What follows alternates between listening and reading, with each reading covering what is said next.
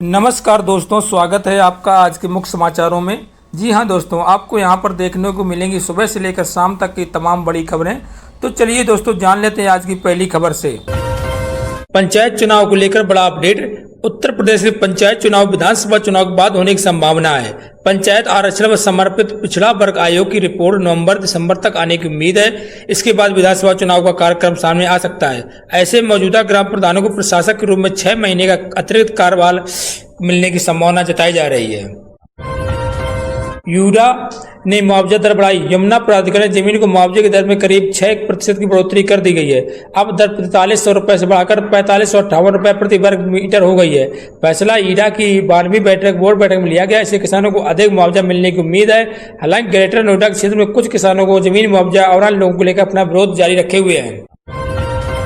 बांग्लादेश का भारत को लेकर बड़ा बदला रुख। बांग्लादेश में तीस्ता नदी परियोजना को लेकर भारत के साथ रिश्तों पर नया बयान सामने आया है।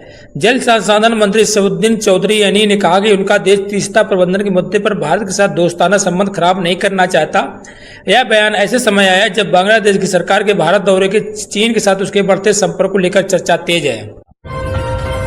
सोनौली बॉर्डर पर थाई महिला हिरासत में। महाराजगंज के सोनौली बॉर्डर पर नेपाल से भारत में प्रवेश कर रही थाईलैंड की एक महिला को हिरासत में लिया गया है। अधिकारियों को उसके पास से कथित तौर पर फर्जी भारतीय दस्तावेज मिलने का संदेह है। पूछताछ के दौरान उसकी भाषा और बोलचाल से भी टीम को शक हुआ था। इसके बाद दस्तावेजों की जांच शुरू की गई। सुरक्षा एजेंसियां महिलाओं से उन्हें जुड़े अन्य पहलुओं की जांच कर रही है। बीजेपी के आईटी सेल का जेएनजी पर फोकस। अमित मालवीय की जगह बीजेपी आईटी सेल की जिम्मेदारी संभालने वाले दीपक महेश्वरी ने डिजिटल रणनीति को लेकर बड़ा संकेत दिया है।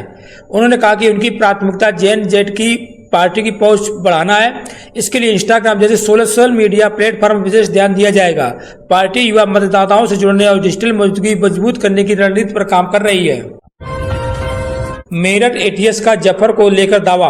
मेरठ एटीएस ने मोहम्मद जफर के कथित आतंकी नेटवर्क से संबंधों को लेकर कई गंभीर दावे किए हैं। जांच एजेंसी के अनुसार वह सोशल मीडिया पर जिहाद से जुड़ी सामग्री प्रसारित कर रहा था, मदरसे से जुड़े युवाओं को प्रभावित करने की कोशिश करता था। एजेंसी ने उसके प्रतिबंधित आतंकी संगठन जैसे मोहम्मद से जुड़ने का प्रयास का भी आरोप लगाया है। मामले की जाँच जारी है। यूएनएससी सीट पर पाकिस्तान का भारत को जवाब। संयुक्त राष्ट्र में पाकिस्तान के स्थायी प्रतिनिधि आसिम इफ्तार अहमद ने भारत के सुरक्षा परिषद में स्थायी सदस्यता के दावे पर सवाल उठाया है। उन्होंने कहा कि स्थायी सीट के दावेदार देशों के वोटिंग रिकॉर्ड, सुरक्षा परिषद के प्रस्तावों का पालन और संयुक्त राष्ट्र चार्टर के प्रति प्रतिबद्धता को देखा जाता है। उनके बयान को भारत पाकिस्तान के बीच कूटनीति बयानबाजी फिर चर्चा में है। ट्रंप के बयान से भारत में सियासत गर्म। अमेरिकी राष्ट्रपति डोनाल्ड ट्रंप के भारत की चुनावी व्यवस्था पर दिए बयान के बाद देश में राजनीतिक बहस तेज हो गई है। बीजेपी ने इसे भारत की चुनावी व्यवस्था को उपलब्ध जोड़कर देखा है, जबकि कांग्रेस ने ईवीएम और बैलेट पेपर का मुद्दा उठाया। ट्रंप ने अमेरिका में फोटो आईडी की अनिवार्यता की मांग को दोहराते हुए भारत के मुख्य चुनाव आयुक्त ज्ञानेश कुमार का भी उल्लेख किया है। सिद्धार्थनगर में मदरसा ध्वस्त।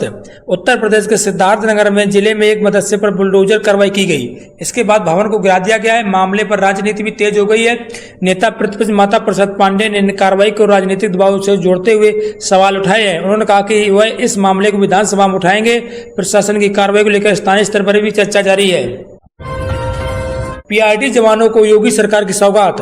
मुख्यमंत्री योगी आदित्यनाथ ने मंगलवार को पीआरडी जवानों को लेकर लिए 2 अहम घोषणाएं की हैं। जवानों को कैशलेस इलाज की सुविधा देने के साथ ड्यूटी भत्ता बढ़ाकर 600 रुपए कर दिया गया है। अब उन्हें 5 लाख रुपए तक के इलाज की सुविधा मिल सकेगी। सरकार के इस फैसले से प्रदेश की सबसे बड़ी संख्या में पीआरडी जवानों को सीधा लाभ मिलने की उम्मीद है। पाकिस्तान के हथियार कारोबार सवाल। आर्थिक संकट से जूझ रहे पाकिस्तान के रक्षा उद्योग को लेकर नई रिपोर्टों में वैश्विक हथियार बाजार में उसकी सक्रियता बढ़ने की चर्चा है। सऊदी उत्ती सहयोग और सूडान के साथ अच्छा समझौते के बीच पाकिस्तानी हथियारों की आपूर्ति बढ़ने का दावा किया जा रहा है। वहीं बलूचिस्तान में मानवाधिकारों के सैन्य अभियानों को लेकर सब गंभीर सवाल उठाए जा रहे हैं। अखिलेश के बयान पर पश्चिमी यूपी में सियासत। अखिलेश यादव को 54 को रुपया वाले बयान को लेकर पश्चिमी उत्तर प्रदेश की राजनीति गर्मा गई। बीजेपी और आरएलडी नेताओं ने इसे चरण चौधरी और चौधरी चरण सिंह की विरासत से जोड़ते हुए आलोचना की है। बसपा ने भी इस मुद्दे पर सपा का निशाना साधा। राजनीतिक जानकारों को मानना है कि विवाद का असर 2027 के चुनाव में पश्चिमी यूपी की राजनीति पर भी पड़ सकता है। काकरोच जनता पार्टी को पाकिस्तान से खत। भारत में काकरोच जनता पार्टी के प्रदर्शन के बाद पाकिस्तान में भी इस आंदोलन की चर्चा होने लगी है। इस बीच लाहौर के एक युवक ने संगठन के संस्थापक अभिजीत दीप को पत्र लिखा है। पत्र में भारत के युवाओं को आंदोलन और उसके प्रभाव को लेकर अपनी प्रतिक्रिया जताई गई है। सोशल मीडिया पर यह मामला चर्चा का विषय बना हुआ है और लोगों की प्रतिक्रियाएं सामने आ रही हैं। गोमती नगर होटल में फर्जी छापेमारी। लखनऊ के गोमती नगर में खुद को विदेश मंत्रालय का अधिकारी बताकर होटल में छापेमारी करने का मामला सामने आया है। पुलिस के अनुसार 15 अगस्त की देर रात 3 संदिग्ध होटल पहुंचे और कर्मचारियों का आरोप जमाया। आरोप कि उन्हें गेट के लॉक कराया गया और उस कर्मचारियों के साथ मारपीट की गई। होटल में ठहरे मेहमानों से पूछताछ और तलाशी लेने की बात भी सामने आई है। पुलिस जांच कर रही है। बीजेपी संगठन में बड़ा फेरबदल। बीजेपी ने संगठन में बड़ा बदलाव करते हुए आगामी विधानसभा चुनाव वाले राज्यों के लिए नई जिम्मेदारियां तय की हैं। उत्तर प्रदेश, पंजाब और गुजरात पर पार्टी का विशेष फोकस है। बीजेपी अध्यक्ष नितिन नवीन की अगुवाई में घोषित नई राष्ट्रीय टीम में नई कई चेहरे की जगह मिली है।